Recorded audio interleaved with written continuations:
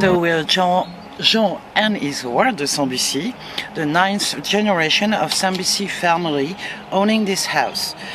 The last restoration is the front steps of the chateau.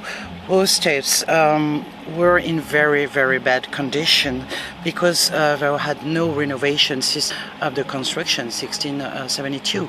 So now it's safe and it's brand new and we can walk through safely. That's cool.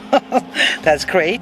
And those are very important projects to keep the house in good shape. We are very proud to get a support from French Heritage Society because our family is part of the Society of Cincinnati and we do have a close link with United States of America.